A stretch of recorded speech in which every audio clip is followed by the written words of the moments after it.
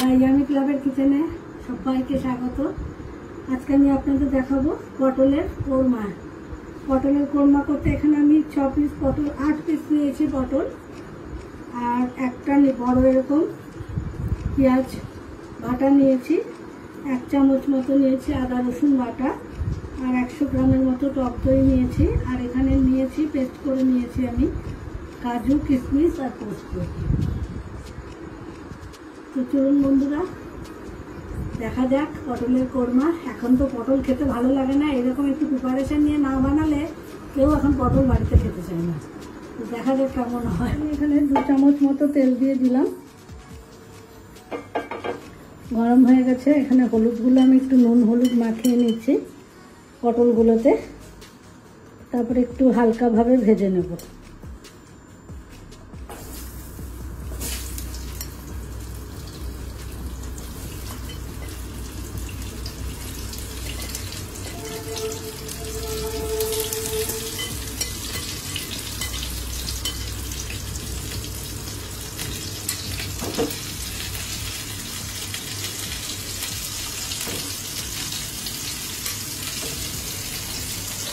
এই গুঁড়ো হলুদটা আমি এখানে দইয়ের মধ্যে মিশিয়ে দিচ্ছি, নষ্ট করব না। আর এর সাথে বাকি মশলাটাও দইয়ের সাথে মিক্স করে নেব।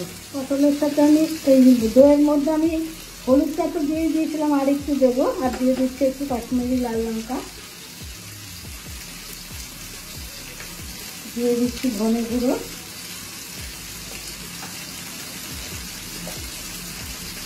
দিয়ে দিচ্ছি আর সামান্য একটু হলুদ,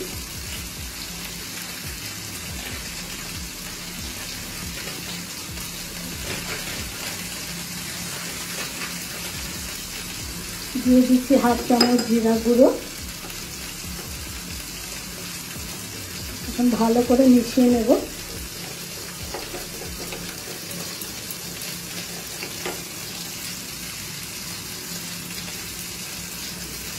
দিয়ে দিচ্ছি স্বাদ মতো লবণ আর একটু।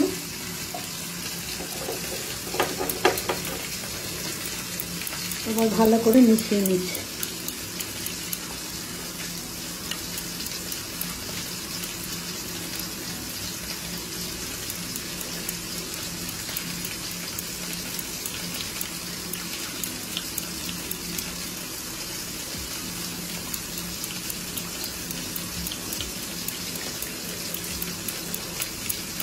মশলাটা একদম আমার রেডি হয়ে গেছে।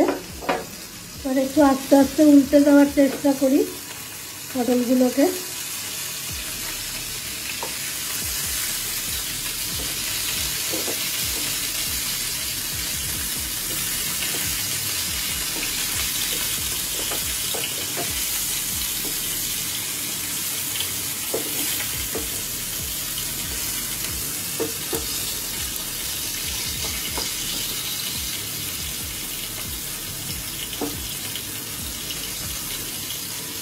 সবকটা পটলই একটা সাইড হয়ে গেছে, আবার অপোজিট সাইডটাও ঠিক এরকমই ভাজা হবে, তারপরে আমি তুলে নেব।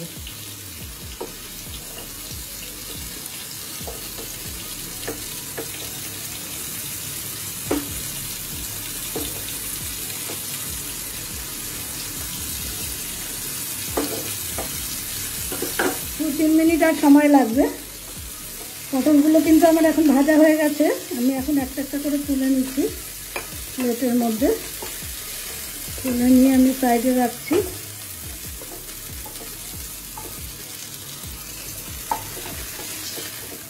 আমি এই তেলের মধ্যে দিয়ে দিচ্ছি 2টো শুকনো লঙ্কা, একটু সাদা জিরে আর একটা তেজপাতা।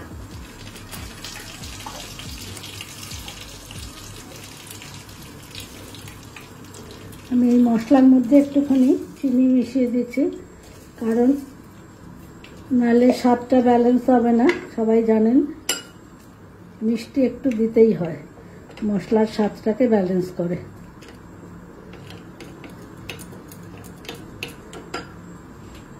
ফোড়নেরও সুগন্ধ বেরিয়ে গেছে।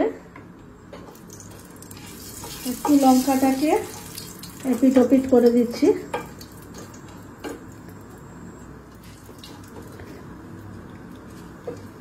জিরাটা একটুখানি হালকা আরেকটু হোক।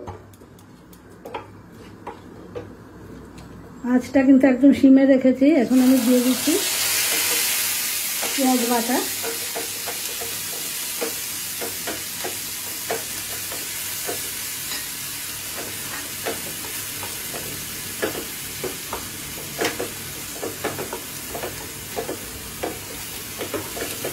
পেঁয়াজের কাঁচা গন্ধটা যাওয়া পর্যন্ত কষাতে থাকবো। একই সাথে মিশিয়ে দিচ্ছি আদা রসুন বাটা। একদম আঁচটা কমিয়ে দিয়ে বাড়িয়ে দিলে কিন্তু পুড়ে উঠবে, মশলার স্বাদটা নষ্ট হয়ে যাবে।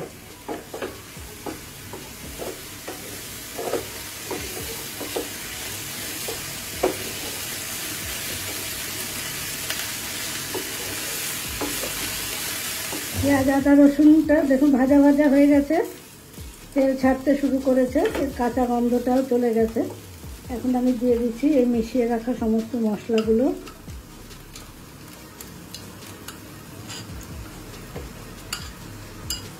এর সাথে একটু গরম জল অ্যাড করে নিচ্ছি, ঝোলটা ধুয়ে দিয়ে দেবো।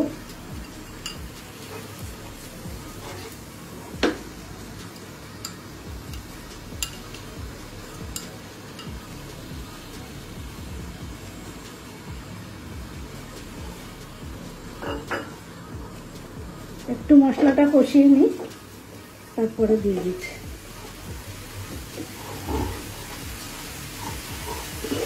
মশলাটা কষানো হয়ে গেছে বন্ধুরা, দেখুন তেল ছাড়তে শুরু করে দিয়েছে। আমি এবার বোল ধোয়া জলটা দিয়ে দিচ্ছি, তারপরে কাজু কিশমিশ পোস্ত বাটা পেস্টটা মিশিয়ে দেবো।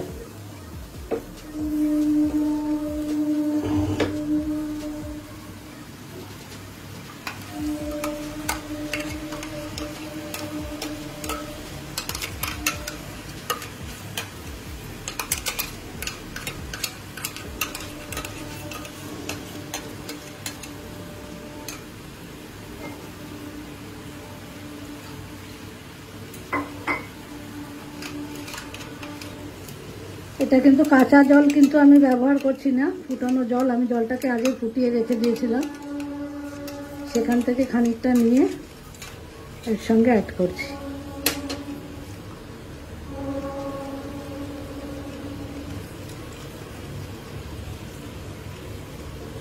দেখুন কালারটা মশলার চেঞ্জ হতে শুরু করেছে।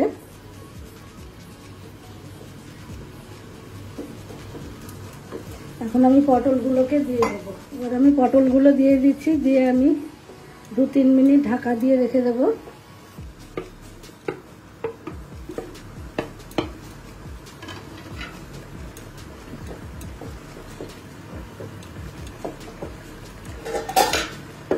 পটলটাও একটু সেদ্ধ হয়ে যাবে।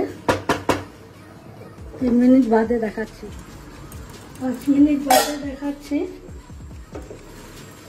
গ্রেভিটা একেবারেই ঘন হয়ে গেছে। এই পর্যায়ে আমি একটু কাসুরি মেথি দিয়ে ওভেনটা অফ করে দেব। আপনারা চাইলে একটু ঘিও দিতে পারেন, আমি ঘিটা বাদ দিচ্ছি।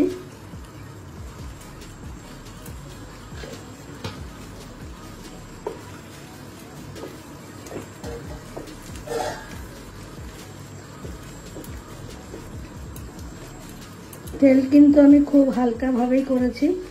যারা তেল মশলা কম খান তারা এইভাবে খেতে পারেন, আর বেশি তেল ঘি চাইলে এর মধ্যে ঢেলে দিতে পারেন, যতটা খুশি। সেটা মানে আপনার সম্পূর্ণ ব্যক্তিগত ব্যাপার। তো এখানেই ওভেনটা অফ করে দিচ্ছি, স্ট্যান্ডিং টাইমে 2 মিনিট রেখে তারপরে আপনাদের সামনে সার্ভ। বন্ধুরা পটলের কোরমা কিন্তু আমার রেডি। আর কি ইজি দেখতেই তো পেলেন। আর এটা কিন্তু অবশ্যই গরম গরম ভাতের সাথে খুব ভালো লাগবে। এইভাবে পটলের এই প্রিপারেশনটা খেয়ে দেখুন। অনেকগুলো কিন্তু আইটেম আমি পটলের দেখিয়েছি, এই আইটেমটা দেখানো হয়নি তাই দেখালাম। আর পটল এখন কেউ খেতে চায় না একটু ভাজা ছাড়া, কারণ মানে একে তো কোনো সবজির কোনো স্বাদ নেই। তাই চেষ্টা করলাম আজকে যে এটা এইভাবে করলে যদি একটু খায়। আপনারাও বানান, দেখুন কেমন লাগলো খেতে। ভালো লাগলে কিন্তু চ্যানেলটা অবশ্যই সাবস্ক্রাইব করবেন, লাইক করবেন, শেয়ার করবেন বন্ধুদের আত্মীয়দের মধ্যে। সবাই ভালো থাকবেন, সুস্থ থাকবেন। নেক্সট ভিডিওতে খুব শীঘ্রই দেখা হচ্ছে। ততক্ষণের জন্য বিদায় দিচ্ছি।